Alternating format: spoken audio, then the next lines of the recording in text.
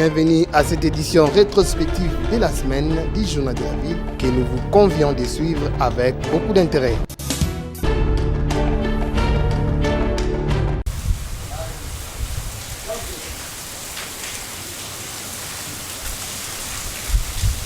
En plein Conseil de ministres ce vendredi 22 mars 2024, le président de la République Félix-Antoine Tshisekedi Tshilombo a été informé d'un sit-in organisé devant la Cité de l'Union africaine par un mouvement dit de réveil des personnes vivant avec handicap.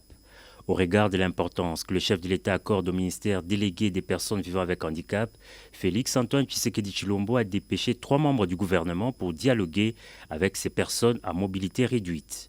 Arrivé sur place, le vice-premier ministre, ministre de la fonction publique, la ministre d'État de l'Environnement et la ministre déléguée chargée des personnes vivant avec handicap ont tout de suite créé un climat de sympathie dans ce contact direct et franc. Après les mots d'introduction de la ministre d'État F. Bazaïba, la parole a été accordée aux délégués des PVH pour exposer les revendications de cette catégorie de personnes qui se résument essentiellement sur leur situation sociale et certaines faiblesses relevées dans leur ministère des tutelles. En réaction directe, le chef de la délégation a, au nom du chef de l'État, transmis un message d'espoir et d'accalmie. Jean-Pierre Liao a par ailleurs donné rendez-vous aux délégués de PVH le lundi prochain dans son cabinet de travail pour recevoir leur mémo qui sera par la suite transmis au président de la République. Maloba oyo bolobi na angle politique toyoki yango. Ngai en tant que chef de délégation na kosala rapport. Na kosala na ma rapport na mokonzi na revote oyo boza nango. Yango na bandaki na introduction pour na repesa makambo ndenge salamaki.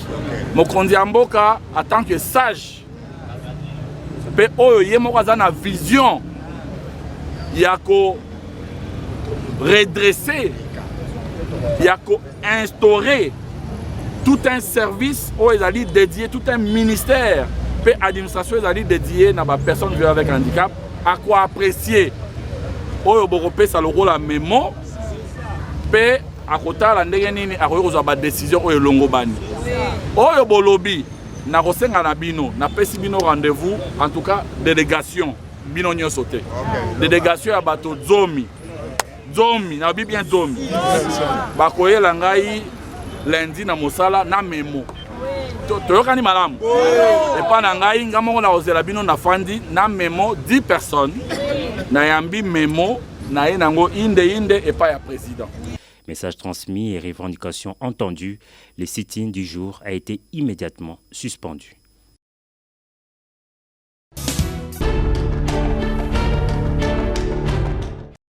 Mois de mars, mois dédié aux femmes et les femmes de la Direction générale de recettes de Kinshasa, DGRK, jouant un grand rôle dans la mobilisation des recettes, sensibilisent les femmes à s'acquitter de leurs devoirs civiques. Annie Kakwata est directeur des recettes DGRK Kasavubo. Pour ce qui nous concerne la DGRK, les femmes cadres comme les agents, nous sommes impliqués dans la mobilisation des recettes. Et comme nous sommes au mois de mars, nous en avons profité pour participer et organiser des conférences, des moments d'échange pour les femmes, pour d'abord, entre nous, mobiliser la femme, sensibiliser la femme par rapport au rôle qu'elle doit jouer, et ensuite sensibiliser la population quinoise, que ce soit les femmes comme les hommes, en ce qui concerne le civisme fiscal. Donc pendant tout ce mois de mars, nous sommes en train de nous atteler sur ça. Nous sensibilisons à l'interne et nous allons à l'extérieur, donc en dehors de la DGRK, pour sensibiliser la femme et sensibiliser le quinois en général en ce qui concerne le civisme fiscal. Toute personne assujettie à la paye de la taxe, comme indiqué par la DGRK, qui paye mal, payera avec pénalité et amende, poursuit les directeurs. Oui, nous sommes tout simplement en train de rappeler nos échéances. En ce qui concerne les impôts, nous avons l'échéance de l'impôt foncier et l'échéance de l'impôt sur les revenus locatifs dont le délai était fixé au 1er février. Mais il a plu à son Excellence, Monsieur le Gouverneur, de pouvoir le prolonger au 31 mars afin de permettre à tout Quinois de remplir son devoir civique. Bon, la loi est dure, mais c'est la loi et on nous dit aussi que nul n'est censé ignorer la loi. L'impôt et les taxes relèvent du domaine de la loi et c'est que tout ce que nous faisons est légal et il y a toute une procédure. Donc celui qui ne remplit pas ses devoirs fiscaux, il y a toute une procédure pour permettre à ce que le fisc entre en possession de ses droits. Donc les textes nous définissent toute une procédure. Il y a une phase de recouvrement volontaire et il y a aussi une phase de recouvrement forcé qui est prévue pour ceux qui ne veulent pas s'acquitter de cette obligation. Payer sa taxe et impôt, c'est développer son pays.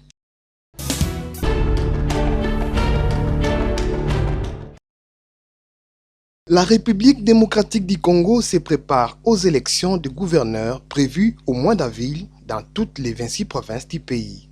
À Kinshasa, plusieurs candidats se bousculent pour remplacer Jean-Tini Ngobila à ses postes. Mais quelle est la personne idéale qui pourra répondre aux exigences des Kinois? Interrogé à ce sujet, Jean Mangalibi, acteur de la société civile, donne son point de vue. Il doit être une personne sage, intelligente et puis connue ou bien d'une bonne réputation.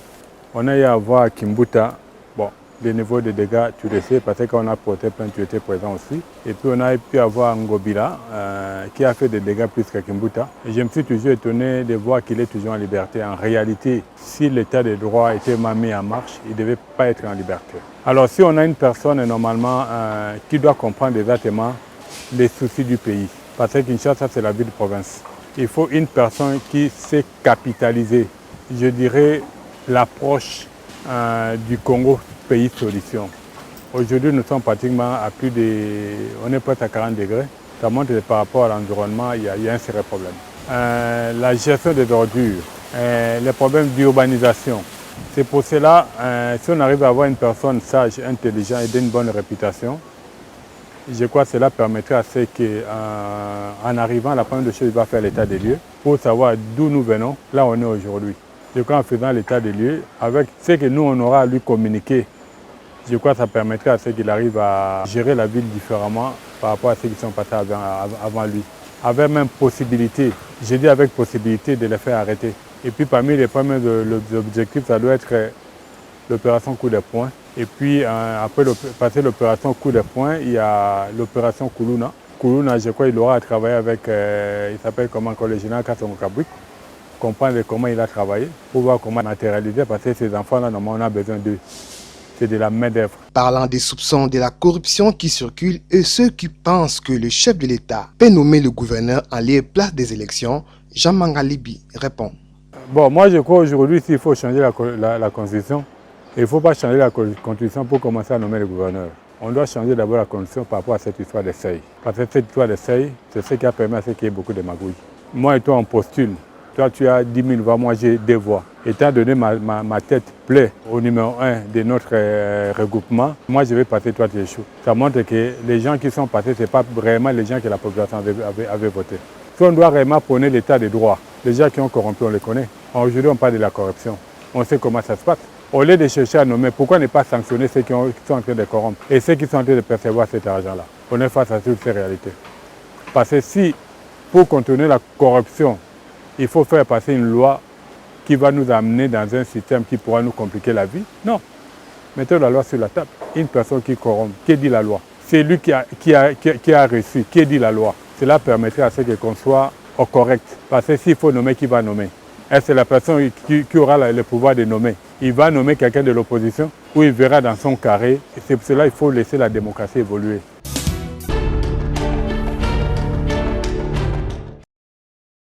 Effondrement de l'immeuble de 8 niveaux au total à Kinshasa sur l'avenue Kilolo Moussampa, ex-Malemankulu, en face de l'hôpital de Matsan de nuit. Alerté, le gouverneur de la ville de Kinshasa, Jean-Tini Ngobila Mbaka, n'a pas tardé. Il s'est vite rendu sur les lieux du drame. C'est lundi 18 mars 2024 pour s'enquérir de la situation. Sur place, le constat est amer, pas d'équilibre. L'immeuble n'a pas pu s'y porter, il a cédé. D'où il faut sa démolition, ordonne le gouverneur. Nous avons été alertés depuis le matin qu'il y avait un bâtiment qui s'était donc affaissé. Nous sommes arrivés constater le fait. Et là, visiblement, c'est un bâtiment de plus de 8 niveaux, donc rez-de-chaussée plus 8 étages. Et le rez-de-chaussée ainsi que les 2 premiers niveaux sont enfouis déjà sous terre. Et visiblement, le bâtiment ne présente pas de fissures, mais il faut nécessairement les démolir pour éviter qu'il y ait d'autres accidents par après. Mais à qui appartient cet immeuble de 8 étages? Jusque-là, nous ne connaissons pas les propriétaires, les ingénieurs ainsi que les ouvriers qui travaillaient dans le chantier. Ils ont tous fui. Nous avons chargé notre chef de quartier, c'est cette maman ici, c'est elle qui va donc nous fournir des éléments, nous donner notamment les coordonnées des responsables des chantiers ainsi que les propriétaires du bâtiment. Alors à notre niveau, la ville se limite à donner les autorisations de bâtir pour des bâtiments de rez-de-chaussée plus un seul niveau. Au-delà, c'est le gouvernement central, notamment le ministère de l'Urbanisme. Et comme ça se passe dans notre ville, nous sommes obligés de suivre. Et là, j'ai demandé à mes services de prendre des dispositions pour démolir complètement ces bâtiments ici. Avec le gouvernement provincial, la solution sera trouvée.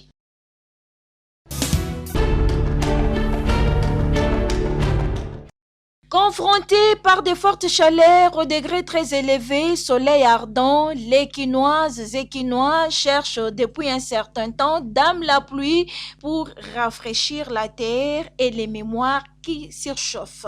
C'est lundi 18 mars 2024 dans la soirée, un vent avec menace de pluie a soufflé, laissant des paisibles citoyens sur leur soif. Ce vent, qui beaucoup attendaient être accompagné de la pluie, est allé souffler au lycée Kimwenza, où il a tout dévasté. Un phénomène que les lycéens n'arrivent pas à comprendre. Alors, il s'est passé une situation très malheureuse aujourd'hui. Au lycée de Kimwenza, il y a eu un ouragan et ça a pratiquement ravagé presque tous les dortoirs de cet internat. Et pas mal de petites choses aussi. Donc nous sommes vraiment dans une situation très lamentable en ce moment. Moi j'étais dans la salle des pédagogues, les autres à l'étude, et puis la pluie a commencé, on trouvait ça normal. Et puis quand on est monté, les tontines sont montées pour voir comment c'est passé ici au dehors, donc c'était catastrophique. Les murs impossibles, là derrière il n'y a plus des murs, et puis au dortoir il y a des choses qui se sont abîmées, les réservoirs sont abîmés.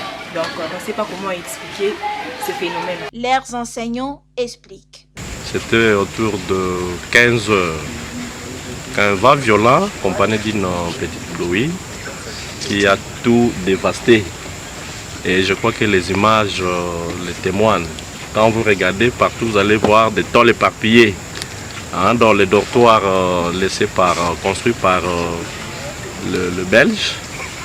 Tous ces dortoirs-là, la toiture est emportée. Et même ce dortoir ici, quand vous regardez, vous allez voir que la toiture est à moitié emportée.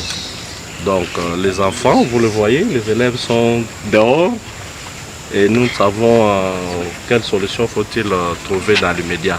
Lycée Kimwenza, une école de grande renommée, a besoin de l'aide, lance le bourgmestre de la commune de Mongafula, Séverin Lumbu Malamba. En tant qu'autorité, je pense que je réconforte d'abord les élèves. C'est une catastrophe naturelle. Je pense qu'en ce moment, l'école a trouvé déjà une solution palliative. Toutes les filles vont dormir à l'internat primaire. Et entre-temps, je lance un appel à tout homme de bonne volonté de venir en aide à cette école. C'est une école de renommée internationale. De l'aide maintenant, pas dans le futur. Nous avons besoin de la toiture, c'est-à-dire tôle, planches et autres choses importantes. Vous venez de bien entendre ce que la sœur venait de dire, que les élèves n'ont plus de cahiers, les élèves n'ont plus de matelas et certains habits sont maintenant invisibles. Donc, amenez-nous tout, cela va nous aider à continuer l'année et de la terminer en beauté.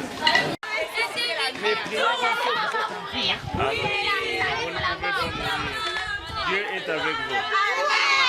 Voilà.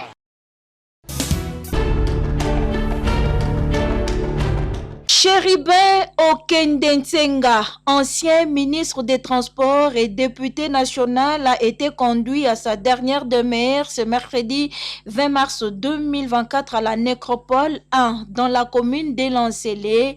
Les derniers hommages lui ont été rendus par sa famille biologique, amis et connaissances et les membres du parti Ensemble pour la République à la marque des cinquantenaires et à travers une messe des suffrages organisée à la cathédrale Notre-Dame du Congo, messe dite par le cardinal Fridolin Ambongo qui, dans son homélie, a fustigé la conclusion de l'enquête sur la mort des chérubins Okende, déclarant que cette enquête sur sa mort démontre que la justice congolaise est véritablement malade. La justice de notre pays est vraiment malade. Comment comprendre qu'un père de famille aussi attentionné que chérubins, qui venait de marier sa fille, se soit suicidé en tirant des balles sur lui-même et sur sa Et la famille biologique de Chérubin Okende, quant à elle, déclare que Chérubin a été assassiné d'une manière inhumaine au centre-ville de Kinshasa et sollicite une audience auprès du président de la République pour faire entendre sa voix. Nous ne sommes pas des amnésiques pour qu'on vienne nous raconter des bêtises et qu'on ne nous fasse pas taire parce que nous n'allons jamais abandonner le combat. Chérubin a été tué de manière la plus sauvage. Député en fonction, ex-ministre du gouvernement national, qu'on choque dans les enceintes de la Cour constitutionnelle et le lendemain on le trouve mort. Nous avons tous les éléments à notre possession pour contredire tout ce qui a été raconté au niveau de la Cour de cassation. Au chef de l'État, garant de la nation, nous voudrions qu'il puisse nous démontrer réellement qu'il est au-dessus de la mêlée. Il tient également de signaler qu'au cours de cette messe de suffrage des Chérubins Okende, un député national de l'IDPS, en la personne d'Amissi Makutano, venu lui rendre ses derniers hommages à la cathédrale Notre-Dame du Congo, a été empêché par les militants d'Ensemble pour la République.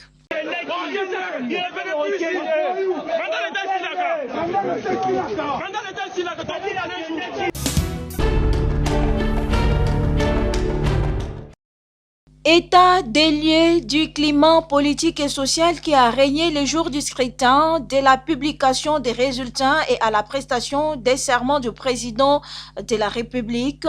Thème développé dans un carrefour organisé le 27 janvier 2024 par la Ligue de femmes pour le développement et l'éducation à la démocratie LIFDED.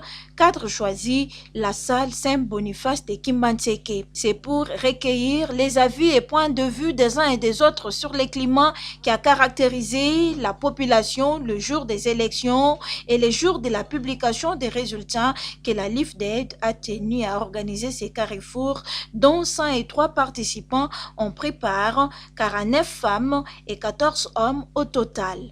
Intervenants du jour, Parole Mbengama et Juscar Kilundu, expert en matière électorale. Et la participation citoyenne des femmes au processus électoral 20 décembre 2023 en République démocratique du Congo était au rendez-vous lors d'une tribune d'expression populaire organisée par la LIFDED à l'église Corps du Christ où plus de 100 participants en préparent.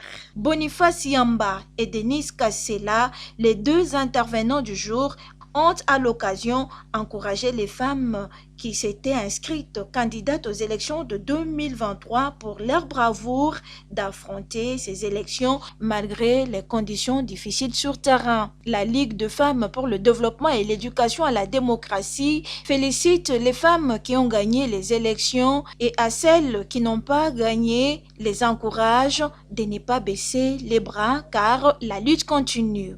Outre ces carrefours et tribunes d'expression populaire organisées par la LIFDED en faveur de la population de la Tchangou, la LIFDED était sur terrain pour l'observation des élections et les monitoring en synergie avec la Ligue des électeurs et d'autres structures de la société civile qui étaient en mission d'observation le 20 décembre 2023.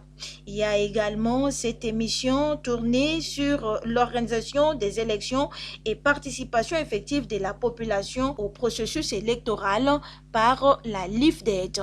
En multipliant ses rencontres avec les femmes de la Tiangou, la LIFDED veut les pousser à la prise de conscience, travailler d'arrache-pied pour accéder au poste de prise de décision.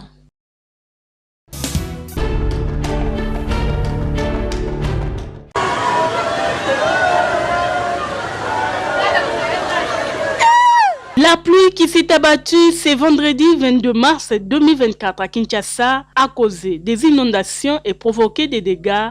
Par exemple, ici à Matongé Kalamou, un véhicule parqué par les chauffeurs s'est vu emporté par les eaux des pluies. Les jeunes gens qui étaient sur place ont tenté de les sauver, comme témoignent ces images, mais le véhicule a pris la direction rivière Kalamou, le long de l'école de l'aviation, pour partir. Heureusement, personne n'était dedans, sinon ça devrait être catastrophique.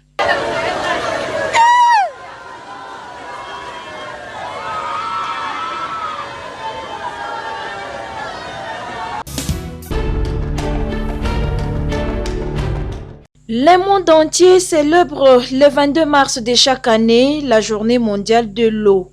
L'eau pour la paix, c'est le thème retenu pour cette année 2024. Et dans la ville-province de Kinshasa, si dans certaines communes, les gens ont la possibilité de s'approvisionner en eau potable, dans d'autres communes, ce n'est pas le cas. Les populations qui éprouvent tant de difficultés pour avoir de l'eau sont appelées à s'approvisionner soit au robinet, soit au forage ou bien à la source.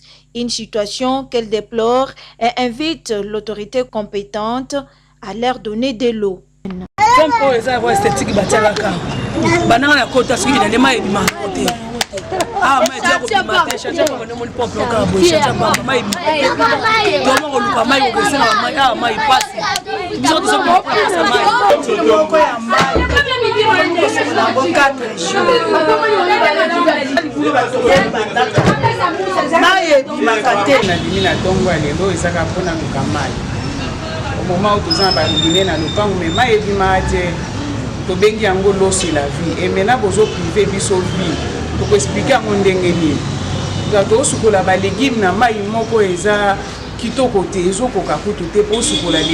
tout un problème. Alors, biso ba maman, tozo tambola, tozo sukola comme il faut. Maman, il faut sukola 3 fois par jour.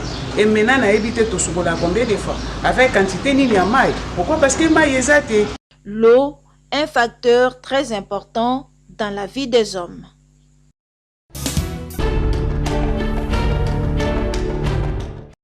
Conformément à l'arrêté du gouverneur de la ville de Kinshasa, la Direction générale des recettes de Kinshasa, DGRK en sigle, informe tous les habitants de la ville de Kinshasa, membres de l'église catholique romaine, propriétaires des parcelles ou bailleurs, que l'échéance du 1er février 2024 pour la déclaration et le paiement de l'impôt foncier exercice 2024 et l'impôt sur les revenus locatifs exercice 2024, revenus 2023 est prorogé jusqu'au 31 mars 2024. À cet effet, ils sont tenus de retirer leur formulaire de déclaration auprès des directions des centres de recettes de la DGRK répartis dans les 24 communes de Kinshasa ou en ligne dans l'application et DGRK au www.edgrk.com. Le paiement doit s'effectuer dans les comptes receveurs auprès des banques partenaires de la ville de Kinshasa. La fiche de la déclaration est gratuite. Faite à Kinshasa le 28 février 2024. Miché Moussaka Mayelenkai, directeur général.